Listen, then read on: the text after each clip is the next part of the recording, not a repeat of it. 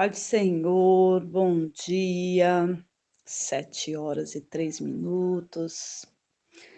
Bom dia para quem já acordou animado para servir Jesus, para adorar o Senhor, para receber as bênçãos do Pai, crendo de que o Senhor é galardoador daqueles que o buscam. Vão ter um dia abençoado para a glória de Deus, em nome de Jesus. Espero que você esteja bem. Como é que você está? Como é que passou a noite? Como é que foi ontem o seu dia? O meu, graças a Deus, foi bem agitado. Fiz bastante coisa para a glória de Deus. Vamos orar? Pai Santo e Eterno, te louvamos, te adoramos, te bendizemos. O Senhor é tão justo, fiel, verdadeiro. O Senhor é maravilhoso.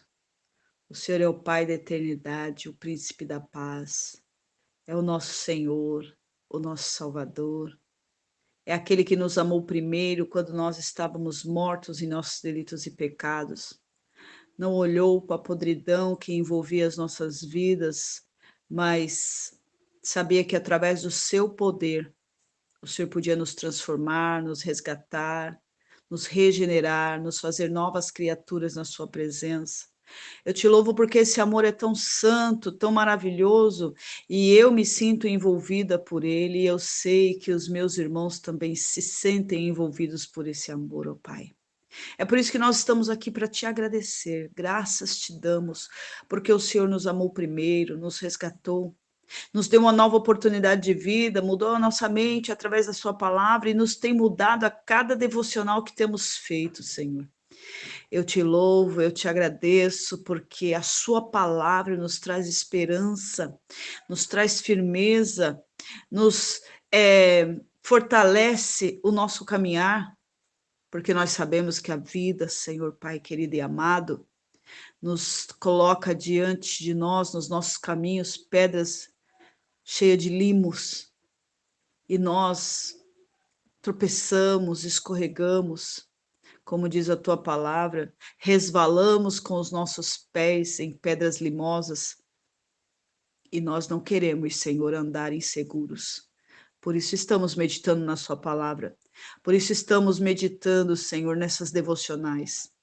E eu sei, Senhor, que assim como para mim, essas palavras têm fortalecido o meu espírito, animado a minha fé, me enchido de esperança, aleluia, colocado meu coração diante de ti com segurança. Eu amo o Senhor, ó Pai. Amo a sua palavra, Pai. E amo, Senhor, cada irmão e irmão que eu conheço, que congrega comigo, que tem comunhão comigo, Pai. Em nome do teu filho Jesus, eu oro. Eu oro por cada irmão e irmã, Senhor, Pai, que ouve esta palavra, que ouve, Senhor Deus, cada meditação feita na tua palavra, aleluia. Hoje, Senhor Deus, aprendemos e aprenderemos com a tentação que o Senhor passou no deserto. E sabemos que tiraremos dessa meditação muitas lições para o nosso dia a dia. Entenderemos muitas coisas que estamos passando e aprenderemos, Senhor Deus, como crescer cada dia mais na sua presença. Em nome de Jesus eu oro e peço que o Senhor ilumine a nossa mente, abra os nossos corações para que compreendamos a tua boa e perfeita vontade para as nossas vidas. Em nome de Jesus. Amém. Hoje, quarta-feira, 8 de fevereiro de 2023. Jesus conduzido pelo Espírito Santo ao deserto.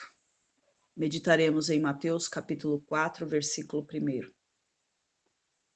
Você sabe que nós estamos estudando uma revista da lição bíblica, e o tema da revista é Aviva a Tua Obra, o chamado das Escrituras ao quebrantamento e ao poder de Deus. E essa meditação de hoje, ela vem nos ensinando muitas coisas, muitas. E diz assim a palavra: Então foi conduzido Jesus pelo Espírito Santo ao deserto para ser tentado pelo diabo. Mateus capítulo 4, versículo 1.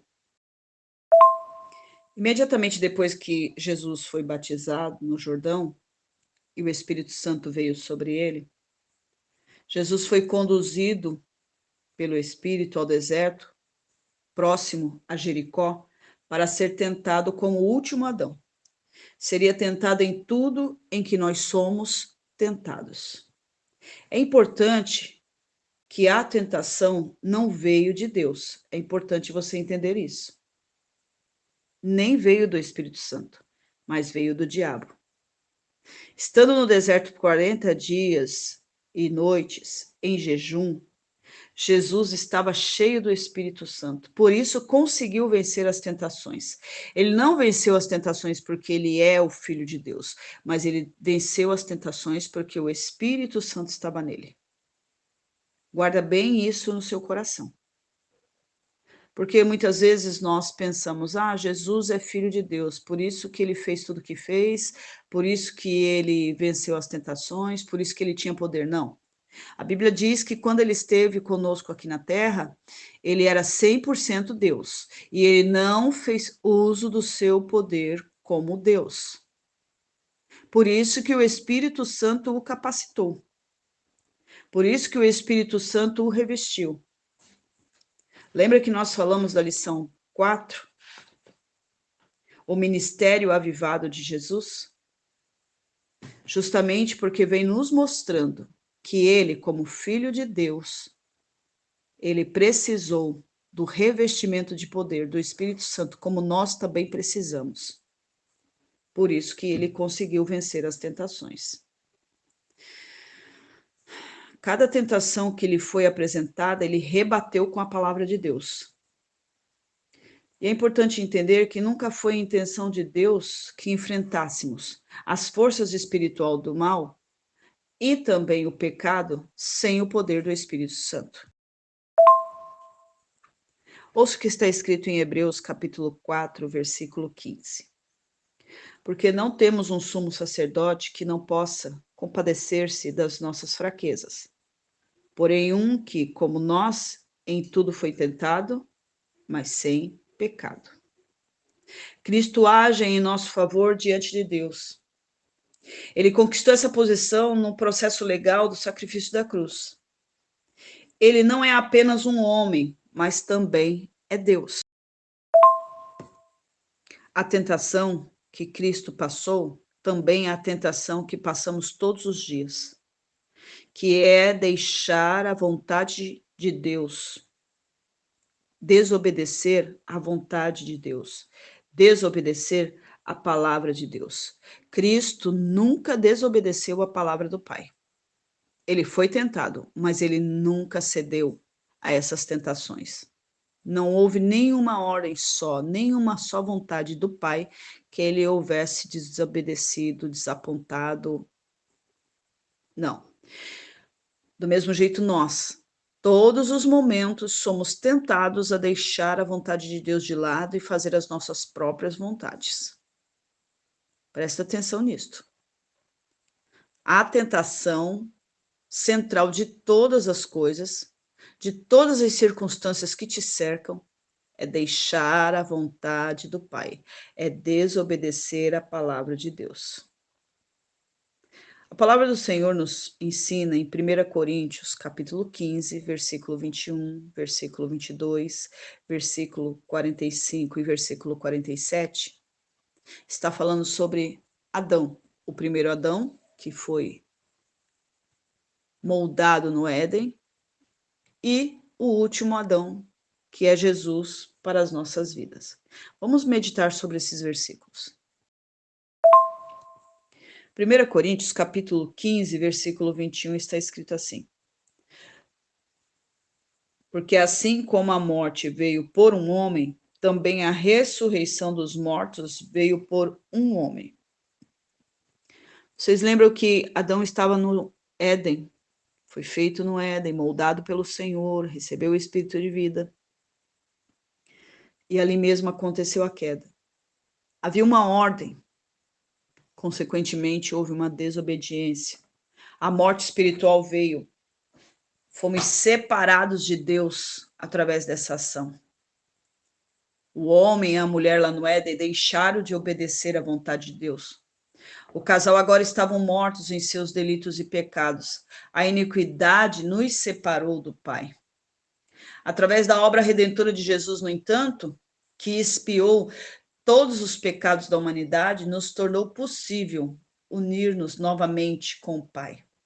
E diz a palavra também em 1 Coríntios. Ele nos reconciliou com Deus, e isso nos garante a ressurreição. Versículo 22. Porque assim como todos morreram em Adão, assim também todos são vivificados em Cristo. A morte espiritual, através da desobediência da vontade de Deus, nos separou de Deus, pois o pecado não pode ficar diante de Deus, pois Deus é santo e ele não pode contemplar o mal. No primeiro homem, todos morreram. No segundo, todos serão vivificados através da fé. Só através da fé. Como está escrito em João, capítulo 3, versículo 16. Você conhece esse texto? Porque Deus nos amou de tal maneira que entregou Jesus na cruz do Calvário para morrer por nós, nos expiar, nos purificar e redimir de todos os pecados. Então ele nos amou de tal maneira que entregou o seu Filho para que todo aquele que nele creia, em Jesus, não pereça, mas tenha a vida eterna. E então nós recitamos esse texto e ficamos pensando, crer, crer, crer. O que isso significa? Bom, primeiro temos que entender que pela plena convicção em Jesus, porque ele é o Filho de Deus, e é o único que pode salvar-nos de todo pecado e iniquidade. Nós estávamos perdidos e ele nos achou. Falamos sobre isso da última vez que nós meditamos na palavra, sobre os desvios evangélicos para substituir o sacrifício da cruz. Quem nega o Filho, nega o Pai. E sem o Filho, ninguém entra nas mansões celestiais. Ninguém recebe salvação eterna, mas sim quem substitui o sacrifício do Calvário por qualquer outro artifício humano não receberá o direito de entrar na vida eterna. Também entendemos que a comunhão, o crer, se consiste na comunhão com Cristo. A nossa autossubmissão significa o quê? Tomar a nossa cruz e seguir Jesus. A nossa autossubmissão, a nossa escolha em obedecê-lo, em querer agradá-lo, através da obediência das suas orientações e mandamentos. O crer também nos implica a dedicar, porque assim, obedecer a palavra não é tão simples quanto nós estamos falando aqui. Requer energia, aplicação e dedicação. Requer empenho, esforço, porque é a luta contínua da carne contra o espírito. É a luta contínua entre fazer a sua e a minha vontade, em detrimento à vontade de Deus, em detrimento à palavra de Deus. A total obediência a ele, como ele mesmo nos orienta no Evangelho de João, capítulo 15, do versículo 1 ao 10º. Ele também nos orienta isto em João, capítulo 14, versículo 21.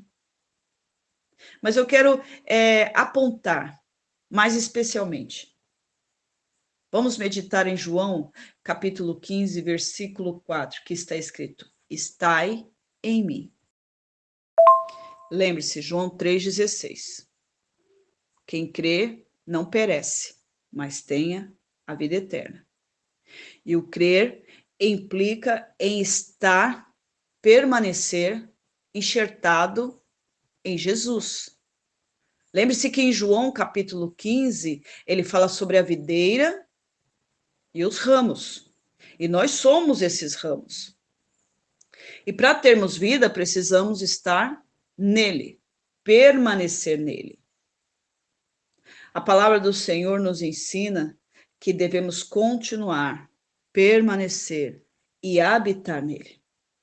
Quando nós recebemos o perdão, recebemos a vida de Cristo em nossas vidas, porque lembre-se, nós estávamos mortos em nossos delitos e pecados, e através do sangue de Jesus nos foi dado o direito de uma nova vida. Aleluia. Quando nós temos esse poder de estar no Senhor e permanecermos nele, nós precisamos aceitar a responsabilidade da salvação. Nós precisamos permanecer em Cristo para continuar tendo vida. E isso é uma ação contínua, diária. Por isso que o Senhor fala que nós devemos andar com Ele. Aquele que quer vir após mim, negue a si mesmo, tome a sua cruz e siga-me. Cristo, ele não parou, ele continua. Ele ainda continua a boa obra de regeneração nas nossas vidas através do seu Santo Espírito. Só temos vida enquanto a vida da videira estiver fluindo em nós, sendo nós varas enxertadas nessa videira. Por isso que nós precisamos continuar a conservar a palavra de Deus nas nossas mentes, nos nossos corações. É importante lembrar que o coração na Bíblia é a sede das nossas emoções, vontades e decisões. Por isso que o salmista declara: guardei a tua palavra no meu coração, para não pecar contra ti. O Salmo 119, versículo 11. A palavra de Deus é a nossa medida, a palavra de Deus é o nosso guia, o nosso GPS, a palavra de Deus é a nossa orientadora, é a balança das nossas decisões e ações. Cultivar a comunhão contínua com Cristo, essa comunhão profunda, nós obtemos força e graça. Devemos obedecer os seus mandamentos, permanecer no seu amor, amar uns aos outros, conservar as nossas vidas limpas diante da palavra, resistindo a todo pecado e submetendo-se à orientação do Espírito Santo. 1 Coríntios, capítulo 15, versículo 45. Assim também está escrito: o primeiro homem, Adão, foi feito alma vivente. O último Adão, o espírito vivificante. Vamos lá em Gênesis capítulo 2, versículo 7. O ser humano foi feito da argila, um corpo natural, um corpo material. Mas o Senhor soprou o espírito de vida. E isso vem só do Senhor. Ele é o Criador. E esse sopro nos vivificou. Nos tornamos, então, alma. Ele nos concedeu, aleluia, o espírito de vida. Deus é muito bom. Deus é bom demais. Ele é todo, em todo tempo, ele é muito bom. Bom, o primeiro homem foi criado quando Deus soprou nele a alma e o espírito. Veio logo então a concepção da alma vivente, como está escrito. O homem possui uma alma e um espírito, ambos estão em um corpo físico. A alma nos liga diretamente ao corpo, e o espírito a Deus, e o nosso corpo diretamente com o mundo. Jesus, o último Adão. Depois desse, não precisa de outro. Ele é vivificante porque ele é a ressurreição. Lembre-se, quando o Senhor falou para o casal no Éden que no dia que eles comessem o fruto, eles morreriam. Estariam separados da presença de Deus. E quando nós ressurgirmos com Cristo, e vai haver o dia da ressurreição, novamente seremos totalmente ligados e haverá perfeita comunhão como havia no Éden. Porque o Senhor, ele é a vida, ele é o Criador, ele é a fonte de toda a existência.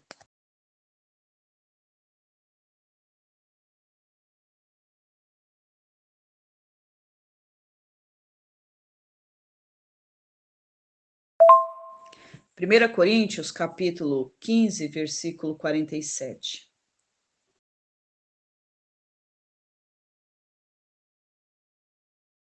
O primeiro Adão da terra é terreno. O segundo homem é o Senhor e veio do céu. O primeiro Adão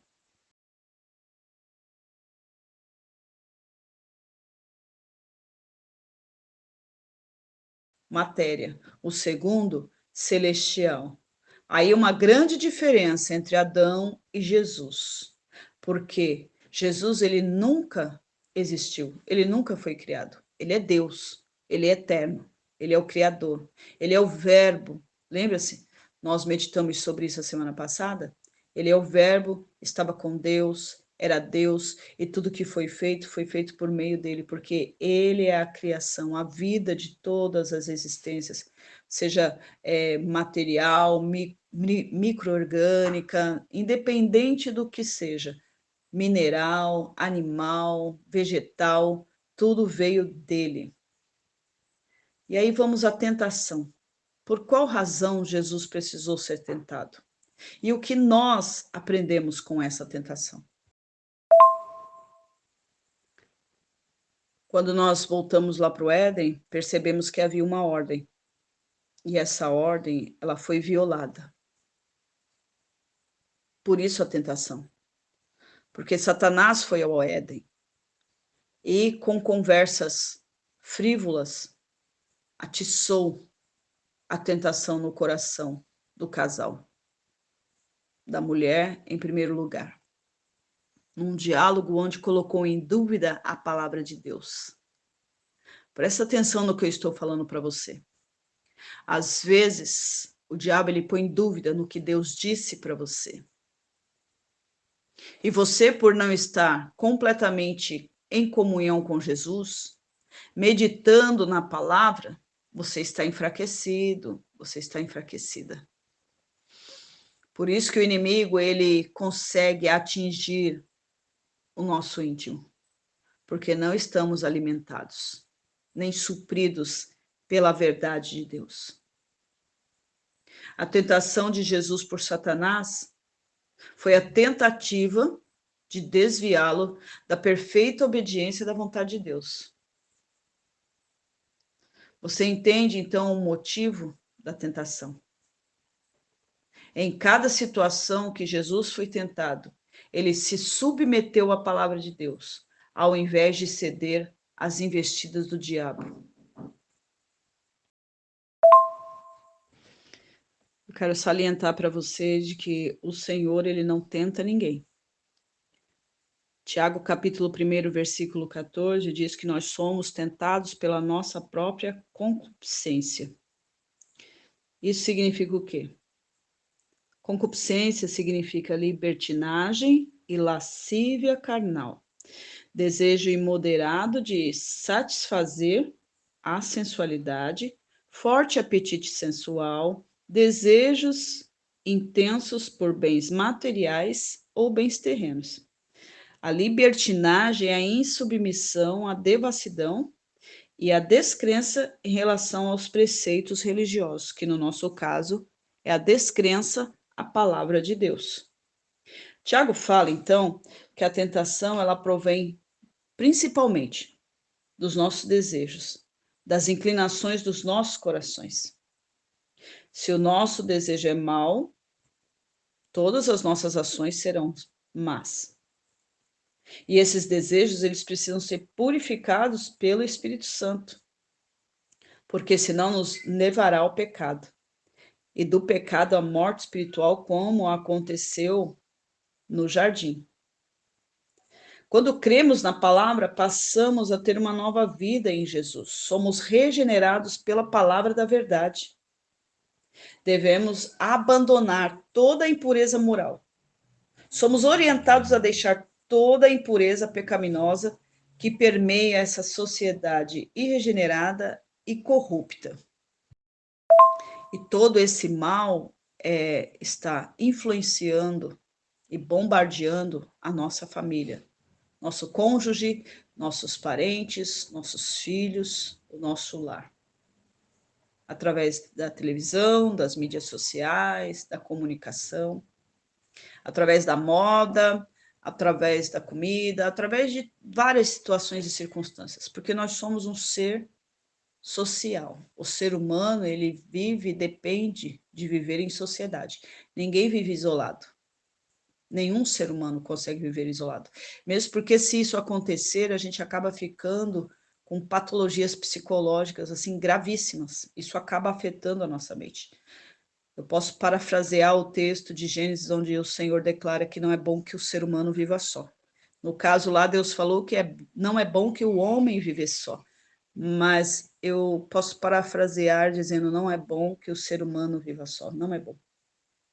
Mas de contrapartida também, nós não podemos nos conformar com esse mundo, como Paulo fala à igreja de Roma, no capítulo 12, versículo 2.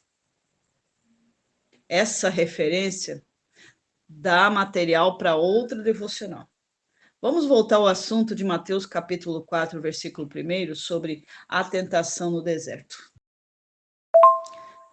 O que podemos aprender com a tentação de Cristo? Primeiro, Satanás é o nosso maior inimigo, você tem que ter consciência disso.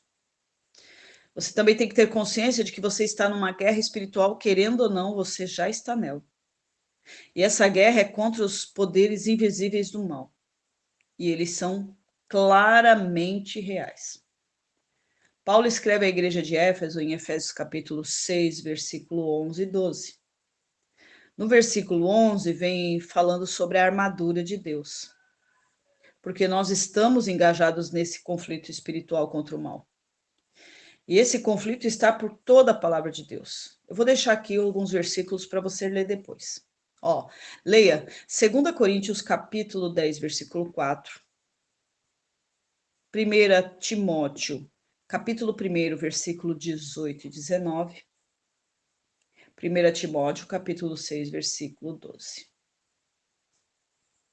E nós só obtemos a vitória contra esse mal quando estamos em Jesus, como diz João 15, permanecendo enxertados na videira, porque Cristo já venceu com sua morte na cruz toda a ação do diabo.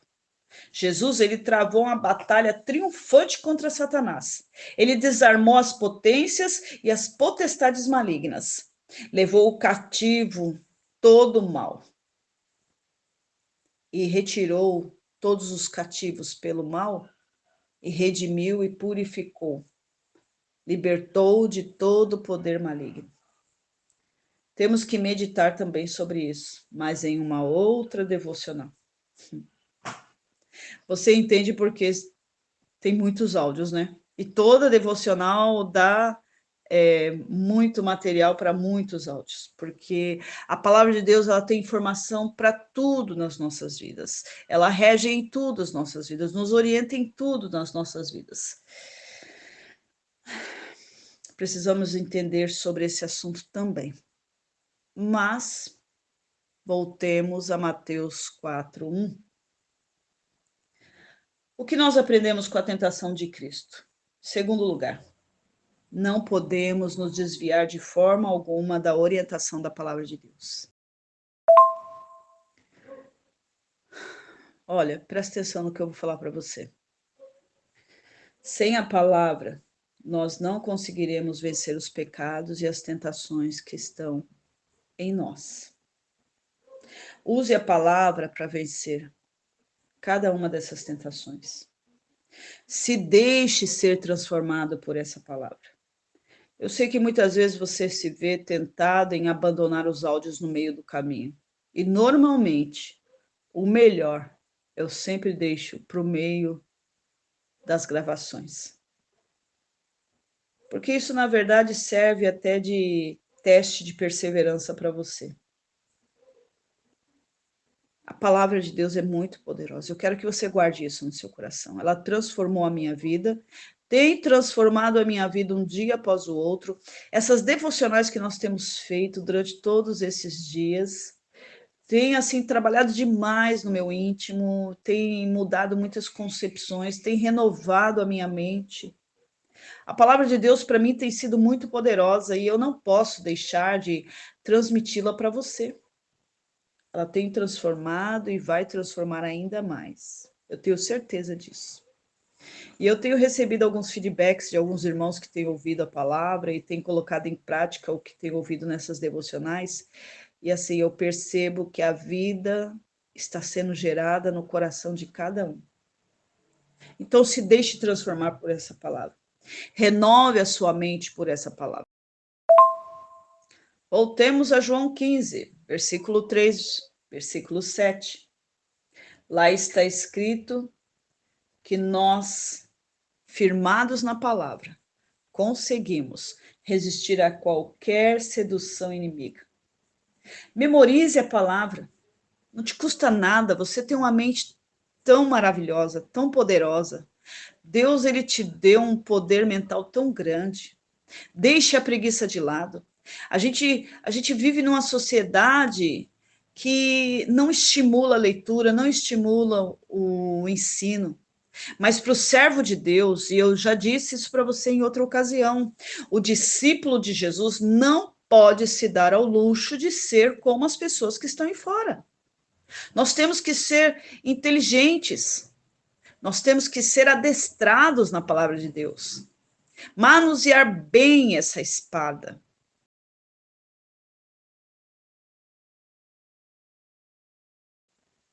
Porque nós precisamos vencer o mal que nos assola dia após dia.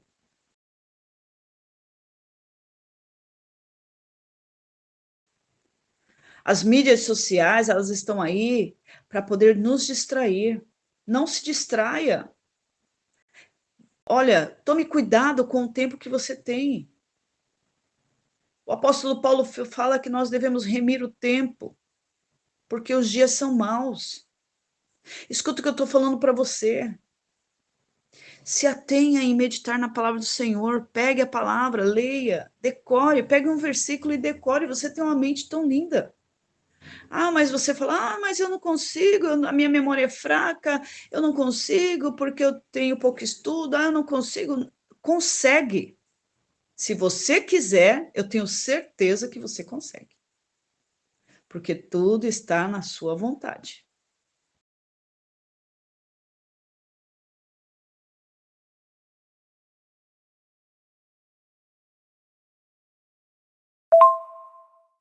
Memorize a palavra de Deus. Porque ao memorizar, você está alimentando a sua alma, renovando a sua mente. Não temos o hábito de meditar, mas precisamos aprender. Os judeus, eles ficam repetindo o dia inteiro o texto bíblico que eles leem. Exemplo assim: o Senhor é meu pastor e nada me faltará. O Senhor é meu pastor e nada me faltará. O Senhor é meu pastor e nada me faltará. Eu não sei explicar isso porque eu não sou cientista na questão, né? Doutora na questão. Mas eu acredito que quando nós pronunciamos o texto bíblico para nós mesmos, ainda que seja em volume bem baixinho, isso vai criando, sabe, poder dentro de nós, vai transformando, encaixando as nossas ideias nessa palavra. Eu não sei como explicar isso, mas eu sugiro que você faça. Talvez com a sua experiência você consiga entender o que eu estou tentando expressar. Eu vou ainda pesquisar sobre isso, eu vou tentar aprender sobre isso. Como que funciona o mecanismo da meditação na mente humana, porque isso é muito poderoso. Porque se não fosse poderoso, o Senhor ele não teria deixado escrito para que nós meditássemos em sua palavra. Não nos teria orientado a fazer isso. Nós não temos o hábito, mas nós precisamos aprender a meditar nos versículos que nós memorizamos. Eu quero que você leia Deuteronômio, capítulo 6, versículo 7. É outro assunto bem importante que nós precisaremos discutir. Porque nesse texto está nos ensinando a expressar o nosso amor pelos nossos filhos. Eu amo o Salmo primeiro. Eu amo toda a palavra de Deus, mas o Salmo primeiro é Maravilhoso. E assim no versículo 2 está escrito: Antes tem o seu prazer na lei do Senhor, e na sua lei medita. Medita de dia e de noite. Medita na lei do Senhor, medita na lei do Senhor de dia e de noite. O texto segue dizendo que a sua vida vai ser como uma árvore plantada junto a correntes de água. Você já viu árvores que são plantadas perto de água? A palavra de Deus nos ensina que as folhas dessa árvore não murcham. E no devido tempo ela dá seu fruto.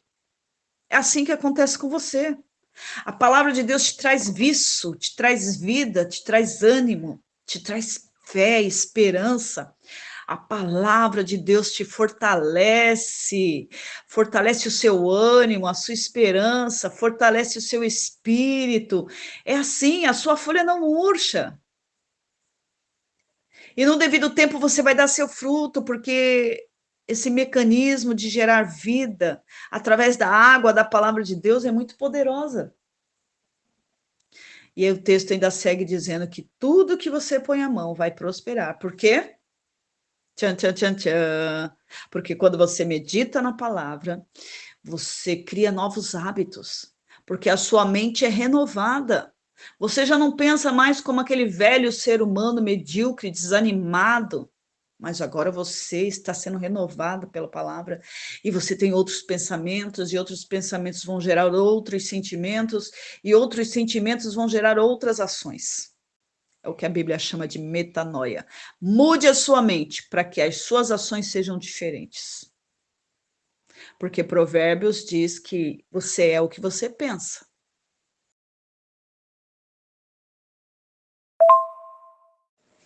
Eu vejo muita gente falando assim: ah, vamos lá na igreja para você ser abençoado. Vai lá na igreja para você buscar a sua bênção.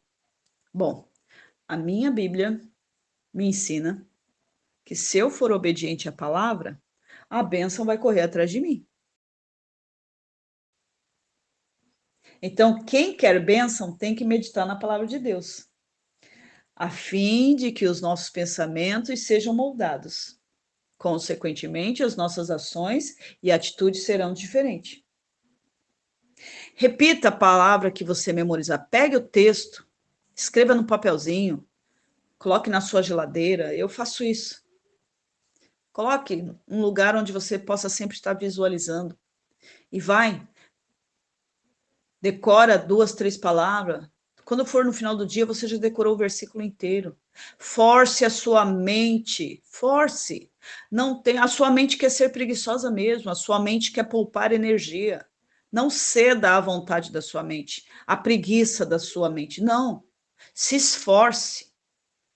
Não foi o que Deus falou para Josué? Se esforce, tenha bom ânimo. Cumpra em seguir todos os preceitos, todos os mandamentos que eu tenho te dado, o Senhor falou a Josué. Irmãos e irmãs, Josué, quando se levantou e resolveu obedecer o Senhor, ele derrubou muralhas, ele conquistou cidades, reinos, e o povo pôde se assentar na terra prometida, construir a sua vida e viver a promessa de Deus. Aleluia! Então, decore a palavra, não tenha preguiça. Detalhe, hein? Os preguiçosos não vão herdar o reino dos céus. Reconheça e obedeça o impulso do Espírito Santo para que você obedeça a palavra. Bom, de tudo isso que eu falei, se você também não orar, nada vai adiantar. Porque você precisa buscar o Espírito Santo. Lembre-se, o Espírito Santo conduziu Jesus até o deserto. O Espírito Santo capacitou Jesus a vencer as tentações. Repito, você muitas vezes pensa que Jesus ele venceu todo o mal do diabo por ser filho de Deus. Não. Ele tinha que vencer como ser humano, para que você também pudesse vencer. Da mesma forma, o ministério de Jesus foi avivado, cheio de milagres, cheio de realizações, cheio de poder, a gente pensa, né, que é porque ele é o Filho de Deus. Não. A palavra de Deus diz que ele foi revestido pelo poder do Espírito Santo. O Espírito Santo capacitou Jesus em toda boa obra. A diferença entre eu e você em relação a Jesus é que Jesus não tinha pecado, então ele tinha a plenitude da presença do Espírito Santo na vida dele. Jesus, ele tinha todos os ministérios e Jesus tinha todos os dons. Mas eu e você, nós temos ainda pecados em nossas vidas, por isso que nós não teremos 100% do Espírito Santo. Mas o próprio Jesus falou que ele não nos deixaria órfãos. O Espírito Santo está conosco e nos capacita e nos ajuda em todas as situações. Só que nós só podemos tê-lo em nossas vidas se nós orarmos, o buscarmos, tivermos comunhão com ele, permanecermos nele. Então, todas essas ações que eu te falei anteriormente, de nada vai servir se você não orar. Para terminar, eu quero te deixar alguns textos para você pensar, meditar, ouvir, ler. Eu não sei como você vai fazer, mas se você quiser vencer as tentações da sua carne, vencer os pecados da sua vida, você vai precisar se esforçar. Como diz o velho ditado, a faca e o queijo estão nas suas mãos. Tá certo? Estou te deixando todas essas informações. O que você vai fazer com elas, aí é você e Deus. Você não vai poder dizer que você não sabe como vencer as tentações e os pecados das suas vidas. Eu sei o que eu tenho que fazer e eu vou fazer. E o Senhor vai me capacitar e o Espírito Santo vai me ajudar em nome de Jesus. Porque a palavra, ela não é só para você, é para mim também. Estamos juntos no mesmo barco. Estamos remando para a terra prometida. Temos que nos esforçar. Então vamos lá. Para as tentações em geral. Medite em Romanos capítulo 6 e capítulo 8. Contra a imoralidade sexual. Romanos capítulo 13, versículo 14. Mentira. Em relação à mentira. Tá? Não existe mentira, não existe cor para mentira, viu? Tem gente que fica pondo cor na mentira. Mentira é mentira e acabou. Omissão também, omitir também é mentira. Falar uma coisa que você... aquele irmão é uma benção e você sabe que o irmão não vale nada, também é mentira, viu? É falso testemunho. Toma cuidado. Ser irônico. Aquela irmã é tão abençoada. Isso é ironia. Também é mentira, viu? Eu podia fazer uma lista de gêneros de mentira aqui para você. Mas vamos lá. Contra a mentira, Colossenses capítulo 3, versículo 9, João 8, 44. Mexericos. Tiago, capítulo 4, versículo 11. Desobedecer os líderes. Vamos pontuar uma coisa aqui. Líderes dirigidos pelo Espírito Santo e obedientes à palavra. Olha o fruto do seu líder. Olha a vida dele, vê se ele tem uma vida que realmente frutifique, porque João, capítulo 15, fala que se nós não produzirmos frutos que glorifiquem a Deus, são frutos ruins.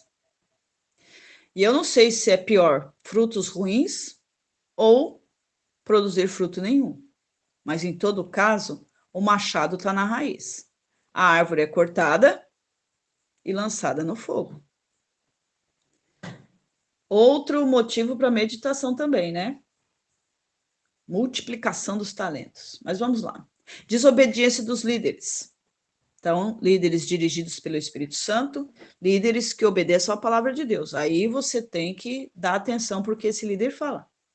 Leia Hebreus capítulo 13, versículo 17.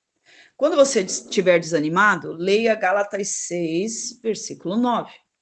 Quando você estiver com medo do futuro, leia 2 Timóteo, capítulo 1, versículo 7.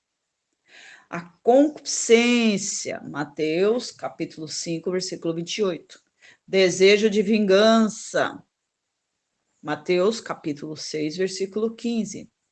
Negligência com a palavra de Deus. Mateus capítulo 4, versículo 4.